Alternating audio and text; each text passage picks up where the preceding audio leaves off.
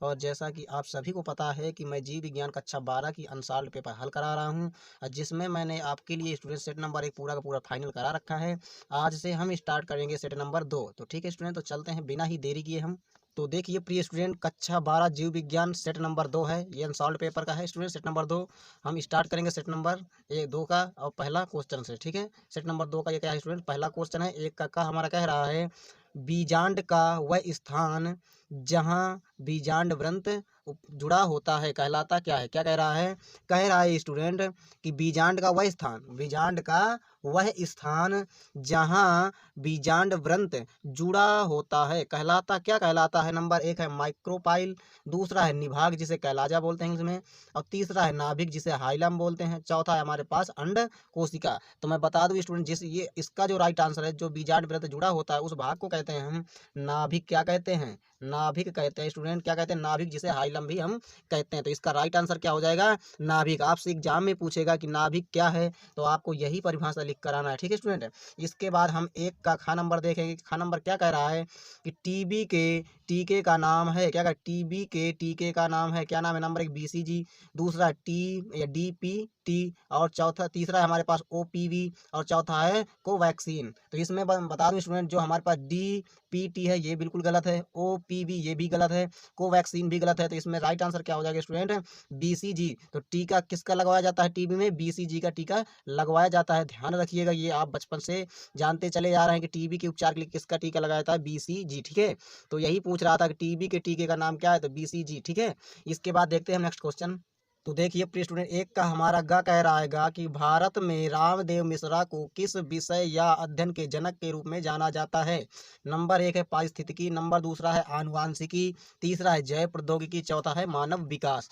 तो मैं बता दूं स्टूडेंट, जो हमारे रामदेव मिश्रा थे वो किसके जनक माने जाते हैं, पारिस्थितिकी के जनक माने जाते हैं। किसके माने जाते हैं स्टूडेंट, पारिस्थितिकी के जनक माने जाते हैं। कौन, रामदेव मिश्रा। आप बहुत ही अच्छी तरह से ये ध्यान रखिएगा, याद कर लीजिएगा, क्योंकि ये ज़्यादा ही छपने वाला यह क्या है क्वेश्चन स्टूडेंट एग्जाम में। ठीक है, फिर इसके बाद हमारा घ नंबर कह रहा है, घ नंबर क्या कह रहा है, जेनेटिक इंजीनियरिंग का उपयोग किस में होता है। नंबर 1 चिकित्सा में, दूसरा है कृषि में, तीसरा है परजीवी जीव में, और चौथा है इनमें से सभी में। तो मैं बता दूं स्टूडेंट, जो हमारे पास जेनेटिक इंजीनियरिंग का जो उपयोग होता है, चिकित्सा में भी होता है, कृषि में भी होता है, परजीवी जीव में भी होता है। यानी कि मतलब तीनों के तीनों हमारे ऑप्शन क्या है, सही हैं। तो आपका चौथा ऑप्शन सही हो जाएगा, इनमें से सभी। ठीक है, आनुवांशिक जो जेनेटिक इंजीनियरिंग है, आनुवांशिक इंजीनियरिंग भी जिसे कहते हैं, आनुवांशिक अभियांत्रिकी भी इसे कहते हैं। ठीक है, जेनेटिक इंजीनियरिंग को तो आप ध्यान रखिएगा, आनुवांशिक अभियांत्रिकी भी कहते हैं, अंग्रेजी में जेनेटिक इंजीनियरिंग भी कहते हैं। ठीक है, या आपसे क्वेश्चन पूछ ले आनुवांशिक अभियांत्रिका, आनुवांशिक अभियांत्रिकी का उपयोग किसमें होता है, तो आप किसमें बताएंगे। तो आप तीनों के तीनों ऑप्शन आपको सही मिलेंगे। चौथा आप क्या मार देना, बिल्कुल ही सही मार देना। ठीक है, ये सभी के सभी हैं, क्योंकि जेनेटिक इंजीनियरिंग की जगह आनुवांशिक अभियांत्रिकी भी लिखकर आ सकता है। ठीक है, इसके बाद हम देखेंगे दूसरे का क्वेश्चन कह रहा है प्रकाश संश्लेषण प्रक्रिया के दौरान कौन सी गैस मुक्त होती है। तो आप सभी को पता है कि प्रकाश संश्लेषण जब प्रक्रिया होती है तो उसमें O2 गैस निकलती, कौन सी गैस, O2 गैस निकल जाती है, यानी मुक्त हो जाती है। तो वही लिखा है उत्तर में, प्रकाश संश्लेषण प्रक्रिया के दौरान ऑक्सीजन गैस मुक्त होती है, जिसे हम O2 कहते हैं। ठीक है, ऑक्सीजन गैस क्या होती है, निकलती है। ध्यान दीजिएगा। ठीक है स्टूडेंट, इसके बाद हम देखेंगे यहाँ पर आप देख सकते हैं कि दूसरे खा कह रहा है डीएनए अणु को कौन सा एंजाइम तोड़ता है। क्या कह रहा है कि जो डीएनए अणु है उसको कौन सा एंजाइम तोड़ता है। तो आपको उत्तर में ध्यान रखिएगा, विदलन एंजाइम। कौन सा है, विदलन एंजाइम, जिसे हम कहते हैं एंडोन्यूक्लिएज और एक्सोन्यूक्लिएज भी कहते हैं। ये ज़्यादा फेमस दोनों ही नाम हैं, ये आप बहुत ही अच्छी तरह से ध्यान रखिएगा। शायद ये विदलन एंजाइम ना लिख कर आए, ये अंग्रेजी में लिख कर आ जाएं, तो आप इन्हें ज़्यादा मात्रा में फोकस कीजिएगा इनके ऊपर। ठीक है, और मैं बता दूं स्टूडेंट, अगर कह दे कि डीएनए अणु को कौन सा एंजाइम तोड़ता है, तो आपका राइट आंसर ये हो जाएगा। अगर कह दे डीएनए अणु को कौन सा एंजाइम जोड़ता है, तो क्योंकि आपके यहाँ पर क्या है, जोड़ने का तो दिया नहीं है, सिर्फ इसने तोड़ने का पूछा है, तो आप तोड़ता है के बारे में लिख देंगे यही एंजाइम है। और जो जोड़ता है तो लाइगेज एंजाइम है। कौन है, लाइगेज। आप ये भी याद रखिएगा, आप लिख भी सकते हैं कि डीएनए अणु को कौन सा एंजाइम जोड़ता है, तो लाइगेज। ठीक है स्टूडेंट, तो आप ध्यान रखिएगा लाइगेज है। इसके बाद देखेंगे नेक्स्ट क्वेश्चन। तो देखिए प्रिय स्टूडेंट, दूसरे का ग क्वेश्चन कह रहा है मनुष्य में लिंग निर्धारण हेतु किस प्रकार के गुणसूत्र उत्तरदायी होते हैं। यानी कि मतलब मनुष्य के जो होते हैं उन मनुष्य में किसके द्वारा हमें, यानी मेल के द्वारा या फीमेल के द्वारा पता चलता है लिंग का निर्धारण, ये किसके द्वारा हमें पता चलता है। तो हम यहाँ से जानेंगे स्टूडेंट, जिसमें क्या होगा एक्स और वाई हो गए उसी के द्वारा निर्धारण होगा। और आपको पता है एक्स और वाई जो गुणसूत्र होते हैं वो किस में होते हैं, मनुष्य में होते हैं, यानी मनुष्य सॉरी वो किस में होते हैं, जो हमारे पास नर होते हैं। नर में क्या होते हैं एक्स और वाई गुणसूत्र दोनों होते हैं, और मादा में क्या होते हैं एक्स और एक्स गुणसूत्र होते हैं। उससे मनुष्य में लिंग का निर्धारण नहीं होता है। वो किससे होता है, जिसके अंदर क्या हो एक्स और वाई गुणसूत्र हो। और एक्स और वाई गुणसूत्र किसके अंदर होते हैं, आपको पता है कि नर के अंदर होते हैं। तो लिखा क्या है, लिंग निर्धारण हेतु पिता के लिंग गुणसूत्र एक्स और वाई उत्तरदायी होते हैं। किसके लिए, मनुष्य में लिंग निर्धारण हेतु किसके द्वारा निर्धारण होता है कि लड़का होना है या लड़की होना है। तो किसके द्वारा पता चलेगा, पिता के लिंग गुणसूत्र के द्वारा पता चलेगा। क्योंकि पिता के यानी जो नर होते हैं कैसे गुणसूत्र होते हैं, उनमें एक्स और वाई दोनों ही अलग अलग गुणसूत्र होते हैं, इसीलिए इनसे पता चलता है। ठीक है स्टूडेंट, इसके बाद हम देखेंगे घ नंबर, हमारा कह रहा है घ नंबर लीडिंग कोशिकाओं के क्या कार्य हैं। क्या कह रहा है, जो लीडिंग कोशिकाएं होती है उनका क्या कार्य होता है। ये जो लीडिंग कोशिकाएं हैं वो वृषण में होती हैं। कहाँ होती हैं, आपसे पूछा जाएगा लीडिंग कोशिकाएं कहाँ होती हैं, तो आपका आंसर हो जाएगा ये वृषण में उपस्थित होती हैं। ठीक है, तो यहाँ इनका कार्य पूछ रहा है, तो कार्य आप बताएंगे कि इसका कार्य टेस्टोस्टेरोन हार्मोन का श्रावण करना होता है। क्या होता है, लीडी कोशिकाओं का जो प्रमुख कार्य होता है वो टेस्टोस्टेरोन हार्मोन का क्या करना होता है, श्रावण करना होता है। बहुत ही अच्छी तरह से आप ध्यान रखिएगा। ठीक है, इसके बाद हम अंगा देखेंगे। दो का अंगा कह रहा है जैव विविधता तप्त स्थल क्या है। तो आपको पता है स्टूडेंट, सेट नंबर 1 में जो है यह जैव विविधता तप्त स्थल हो चुका है। आप वहां से जाकर देख सकते हैं, यह प्रश्न सेट 1 में हो चुका है। ठीक है, वहां आप जाकर देख सकते हैं। इसके बाद हम देखेंगे नेक्स्ट क्वेश्चन। तो देखिए प्रिय स्टूडेंट, तीसरे का क्या कह रहा है, हमारा वाटसन तथा क्रिक द्वारा प्रतिपादित डीएनए के द्विकुंडलित मॉडल का केवल नामांकित चित्र बनाइए। यही कह रहा है ना, सिर्फ और सिर्फ केवल नामांकित चित्र ही बनाना है। यह जो चित्र है स्टूडेंट, यह प्रश्न पिछले सेट में हो चुका है। प्रश्न नंबर 4 का ग देख सकते हैं आप, वहां पर यह प्रश्न हो चुका है। मैंने आपको कहा भी था इसका स्क्रीनशॉट ले लीजिए, मैंने उसमें समझाया भी था उसकी संरचना के बारे में डीएनए की। तो आप वहां से जाकर देख सकते हैं, वहीं से जाकर आप अच्छी तरह से बना लीजिएगा। डीएनए की जो संरचना होती है वो डबल हेलिक्स होती है। ठीक है स्टूडेंट, तो वहां से आप जाकर देख सकते हैं। हम स्टार्ट करेंगे तीसरे का खा से। क्या कह रहा है, किसी एक यौन संचारित रोग का नाम लिखे एवं उसके रोकथाम के उपाय का वर्णन करें। तो ध्यान दीजिएगा स्टूडेंट, यहाँ पर क्या है, एक यौन संचारित रोग है जिसका नाम है, हमने लिखा है रोग का नाम क्या है, सूजाक। ठीक है, क्या नाम है स्टूडेंट, इस रोग का नाम है सूजाक। सूजाक रोग है। और कह रहा है रोग का नाम, तो रोग का नाम हमने लिख लिया है, क्या नाम है, सूजाक। कह रहा है कि उसके रोकथाम के क्या उपाय हैं, इसको रोकने के क्या उपाय हो सकते हैं, सूजाक जो रोग होता है। ठीक है, तो रोकथाम के उपाय है संभोग ना किया जाए या फिर ऐसे साथी के साथ आपसी एक संगी संबंध रखा जाए जिससे यह बीमारी नहीं हो। तो इसका उपचार क्या है स्टूडेंट, इसका रोकथाम क्या है, रोकथाम इसका यही है। और इसी प्रकार से आपको बना करके लिखाना है। ठीक है स्टूडेंट, तो ध्यान रखिएगा। इसके बाद हम चलते हैं नेक्स्ट क्वेश्चन की तरफ। तो देखिए प्रिय स्टूडेंट, तीसरे का हमारा ग कह रहा है टर्नर एवं क्लाइनफेल्टर फेल्टर सिंड्रोमों में गुणसूत्रों की संख्या कितनी होती है। क्या कह रहा है, जो हमारे पास टर्नर सिंड्रोम है और क्लाइनफेल्टर सिंड्रोम, इनमें गुणसूत्रों की संख्या कितनी होती है।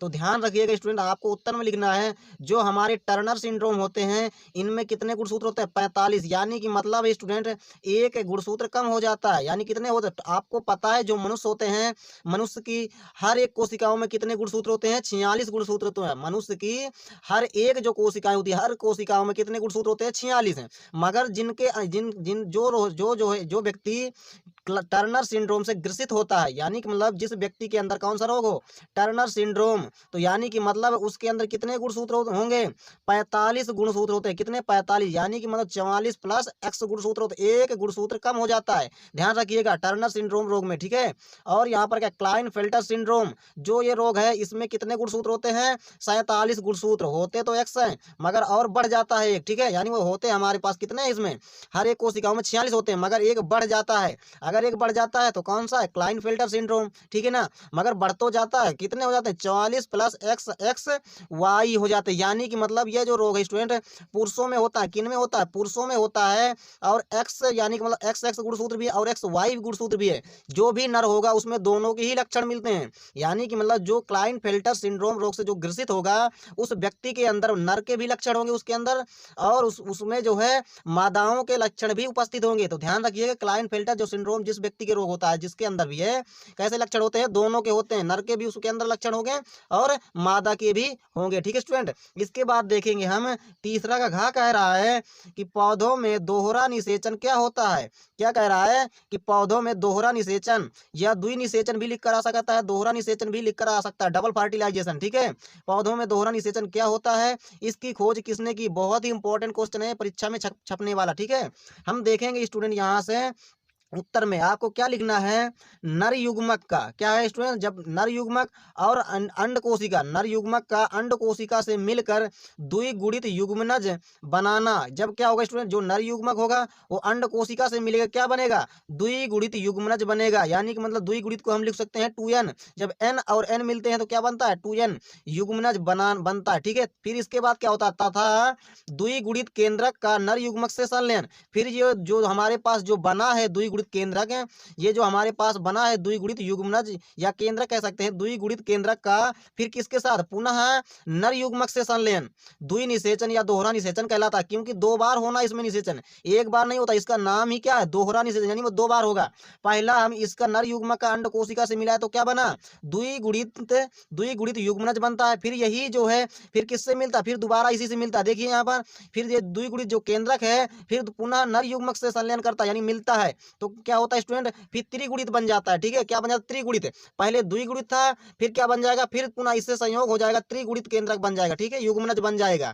तो इसी को हम क्या कह देते हैं, द्विनिषेचन या दोहरा निषेचन, क्योंकि दो बार निषेचन हुआ है यहाँ पर। और इसकी जो खोज है, दोहरा निषेचन की खोज SG नवास्टिन ने की थी। किसने की थी, SG नवास्टिन ने की थी। ये बहुत ही इंपॉर्टेंट है, 1 नंबर में आने वाला क्वेश्चन, ध्यान रखिएगा, बहुत ही अच्छी तरह से इसका स्क्रीनशॉट भी लेते जाइएगा। ठीक है, इसके बाद देखते हैं नेक्स्ट क्वेश्चन। तो देखिए प्रिय स्टूडेंट, तीसरे का हमारा अंगा कह रहा है मेंडल के पृथक्करण के नियम को समझाइए। जो मेंडल का पृथक्करण का नियम होता है, ठीक है, इसको हमें समझाना है। तो देखिए स्टूडेंट, हमारे पास उत्तर में क्या लिखा है, कारक युग्मक बनते समय आधे आधे पृथक होकर युग्मक में चले जाते हैं। ये पीढ़ी दर पीढ़ी क्या होती है, पीढ़ी दर पीढ़ी पृथक प्रथम होते रहते हैं। क्या स्टूडेंट, यहाँ पर लिखा है कारक युग्मक बनते समय आधे आधे पृथक होकर युग्मक में चले जाते हैं। ये पीढ़ी दर पीढ़ी क्या होते हैं, पृथक। यहाँ पर आपको क्या लिखना है, पृथक। क्या स्टूडेंट, पृथक होते रहते हैं, पीढ़ी दर पीढ़ी पृथक होते रहते हैं, इसीलिए कहते हैं इसे पृथक्करण का नियम, क्योंकि पीढ़ी दर पीढ़ी क्या होंगे, पृथक होंगे, अलग होंगे, और इसे होते रहते हैं, इस नियम को क्या कहते हैं, पृथक्करण का नियम कहते हैं। ठीक है, क्या आपको लिखना है सिंपल भाषा में, जो हमारे कारक युग्मक है वो बनते समय आधे आधे पृथक होकर, यानी वो अलग होकर युग्मक में चले जाते हैं। कहाँ चले जाते हैं, युग्मक में चले जाते हैं, और ये पीढ़ी दर पीढ़ी पृथक होते रहते हैं, इसीलिए इसे कहते हैं, इस नियम को कहते हैं पृथक्करण का नियम। इसीलिए कहते हैं क्योंकि पृथक होते रहते हैं जो हमारे युग्मक होते हैं। ठीक है, अब देख सकते हैं यहाँ पर कि स्टूडेंट यहाँ पर क्या है, हमने लिया है यहाँ पर लंबा पौधा, यहाँ पर क्या लिया है, बौना, यहाँ पर क्या है, बौना है, यहाँ पर है लंबा। तो ये क्या स्टूडेंट, ये हमारे जनक हैं, या इसे हम कारक भी बोल सकते हैं। लिखा है ना यहाँ पर कारक है, यहाँ पर जनक ना लिखकर आप कारक भी लिख सकते हैं, क्योंकि यहाँ पर क्या है, हमने यहाँ पर जनक लिख दिया। ठीक है स्टूडेंट, ये क्या होते हैं, हमारे जनक है, तो वही लिखा है कारक, ये लिख दो, या जनक। कारक युग्मक बनते समय आधे आधे, ये जो हमारे हैं ये युग्मक बनते समय क्या होते हैं, आधे आधे हो जाते हैं। ये टी था तो हमारे पास कैपिटल टी दोनों थे, तो ये आधे आधे हो जाएंगे, एक टी ऐसे हो जाएगा, एक टी इस प्रकार, यानी दोनों ही बट गए 50-50%। तो ये हमारे जब दोनों अलग हो जाते हैं तो इन्हें क्या कहते हैं, हम युग्मक कहते हैं। तो वही लिखा है यहाँ पर, जो कारक युग्मक है बनते समय आधे आधे पृथक होकर युग्मक में चले जाते हैं। जो कारक युग्मक हैं वो बनते समय क्या होता है, पृथक होकर आधे आधे युग्मक में चले जाते हैं। अब ये आधे आधे तो वहीं चले गए हैं, और क्या होता है, ये पीढ़ी दर पीढ़ी पृथक होते रहते हैं, इसीलिए कहते हैं पृथक्करण का नियम। ठीक है, इसके बाद देखते हैं हम नेक्स्ट क्वेश्चन। देखिए प्रिय स्टूडेंट, चौथे का कह रहा है जैव उर्वरक कैसे कैसे मृदा की उर्वरता को बढ़ाते हैं। यहाँ पर कैसे कैसे जो आंसर में एक ही बार लिखा था, मैंने यहाँ पर लिख दिया है। ठीक है, कोई दिक्कत नहीं है। क्या है कि जैव उर्वरक कैसे कैसे मृदा की उर्वरता को बढ़ाते हैं। ठीक है, जो हमारी मृदा की उर्वरता है उसे कैसे बढ़ाते हैं, तो ध्यान रखिएगा, उत्तर में आपको लिखना है जैव उर्वरक। उर्वरक को हम फर्टिलाइजर भी बोलते हैं, अंग्रेजी में ध्यान रखिएगा, फर्टिलाइजर ही बोरी वगैरह में लिखा आया करता है, आपने देखा होगा यूरिया। ठीक है, तो यहाँ पर वही लिखा है जैव उर्वरक सूक्ष्म जीव जैसे जीवाणु, कवक, जो हमारे पास सूक्ष्म जीव होते हैं, जैसे क्या है, हमारे पास जीवाणु है, कवक है, फंगस या साइनो बैक्टीरिया होते हैं जो मृदा में पोषक तत्वों की मात्रा को क्या करते हैं, बढ़ाते हैं। ये जो हमारे पास जीवाणु है, जो कवक है, जो साइनोबैक्टीरिया है, जो हमारी मृदा होती है जिसे हम मिट्टी कहते हैं, उसमें क्या करते हैं, मृदा में पोषक जो तत्व होते हैं उनकी मात्रा को क्या करते हैं, बढ़ाते हैं। ठीक है, ये जीव वायु की नाइट्रोजन को, जो जीव होते हैं यही जीव वायु में जो नाइट्रोजन है उसको स्थिर करके कार्बनिक यौगिक जैसे हमारे पास नाइट्रेट और नाइट्राइट में परिवर्तित कर देते हैं। ठीक है, यही जो हमारे पास जीवाणु कवक और साइनोबैक्टीरिया किस में परिवर्तित कर देते हैं, नाइट्रेट और नाइट्राइट में परिवर्तित कर देते हैं, जो भी हमारी नाइट्रोजन है। ठीक है, और इसके बाद क्या लिखना है आपको, जिससे मृदा की जो उपजाऊ शक्ति है अर्थात मृदा की उर्वरता बढ़ जाती है। जो हमारी मृदा होती है, जो मिट्टी होती है, ये चीज जब पा जाती है ना तो क्या हो जाता है, इसकी शक्ति और ही अधिक बढ़ जाती है और ही अच्छा दाना उस खेत में होता है, उस मिट्टी में। ठीक है, वही लिखा है जिससे मृदा की उपजाऊ शक्ति जो बिल्कुल ही क्या हो जाती है, बढ़ जाती है, अर्थात मृदा की उर्वरता बढ़ जाती है। इस क्रिया को क्या कहते हैं, नाइट्रोजन स्थिरीकरण कहते हैं। आपसे एग्जाम में पूछा जाएगा नाइट्रोजन स्थिरीकरण क्या है, और आप यहीं से लिख कर आना है स्टूडेंट। ठीक है, आपको ऐसे ही लिख कर आना है। और उदाहरण में मैं बता दूं स्टूडेंट, जो हमारे यही जो जीवाणु हैं कौन होते हैं, तो उदाहरण में लिखा जैसे हमारे पास राइजोबियम है। जो राइजोबियम होता है आपने देखा होगा, जो पौधे की जड़ें होती हैं, तो जड़ों में जो गांठ होती है ना, तो गांठ के अंदर होते हैं कौन, राइजोबियम नामक जीवाणु। आपने देखा भी होगा, कोई कोई छोटा सा पौधा होता है, जब आप उसे उखाड़ते हैं तो उसकी जड़ों में क्या गांठ बनी होती है, चने के जैसी, जो मटर होती है ना उसके जैसी, उसी के अंदर कौन होता है, राइजोबियम जीवाणु होता है। यही राइजोबियम जीवाणु क्या करता है, वायुमंडल से नाइट्रोजन को अपने अंदर लेता है और क्या करता है, वही जो जीवाणु होता है इसी नाइट्रोजन को स्थिर करके कार्बनिक यौगिक जैसे नाइट्रेट और नाइट्राइट में क्या कर देता है, ये परिवर्तित कर देता है। ठीक है, और उसकी जो मिट्टी है, मिट्टी की उपजाऊ शक्ति को भी बढ़वाता है। ठीक है, और एग्जाम्पल एक क्या, एना बीना भी है, और आदि और भी बहुत सारे होते हैं, मगर आपको एक दो एग्जाम्पल बहुत ही याद रखना है। शायद पूछ ले कौन से जीवाणु हैं जो मिट्टी की उर्वरता को बढ़ाते हैं, तो यही जो दो जीवाणु हैं। ठीक है स्टूडेंट, इसके बाद हम देखते हैं ये हमारे पास क्या कह रहा है, देख सकते हैं आप, कह रहा है कि ग नंबर है। ठीक है, चौथे का गा, क्यों खा हट चुका है, क्या कह रहा है, इसके रिश्ता क्या है, इसके रिश्ता क्या है, इसके बचाव व उपचार का संक्षिप्त टिप्पणी लिखिए, यही कह रहा है ना। तो ध्यान दीजिएगा स्टूडेंट, यहाँ पर आपको क्या लिखना है कि इसके रिश्ता जो है ये एक विधि है, ये किससे संबंधित है, इसके रिश्ता एस्केरिस से। एस्केरिस एक हमारा क्या होता है, नामक परजीवी होता है। एस्केरिस क्या होता है, एक परजीवी होता है। एस्केरिस नामक परजीवी से संबंधित है। इसके रिश्ता किससे संबंधित है, एस्केरिस नामक परजीवी से संबंधित है इसके रिश्ता। ठीक है, यह है परजीवी छोटे बच्चों में अधिक पाया जाता है। ये जो परजीवी होता है यह एस्केरिस किस में होता है, एस्केरिस है सबसे ज्यादा ही छोटे बच्चों में पाया जाता है। ठीक है, यही जो हमारे पास परजीवी है एस्केरिस है। एस्केरिस के अंडे रोगी की आंत में उपस्थित होते हैं। जो हमारे पास एस्केरिस होते हैं इसके अंडे कहाँ होते हैं, रोगी की आंत में उपस्थित होते हैं। रोगी की आंत होते हैं ना, छोटी आंत बड़ी आंत, ठीक है आपने पढ़ा होगा, तो उसकी आंत में क्या होते हैं, ये उपस्थित होते हैं, वहां प्रेजेंट होते हैं, तथा मल के साथ ये बाहर आ जाते हैं। ठीक है, आपने देखा भी होगा स्टूडेंट, जो एस्कैरिस होते हैं ये ज्यादातर बच्चों में ही होते हैं।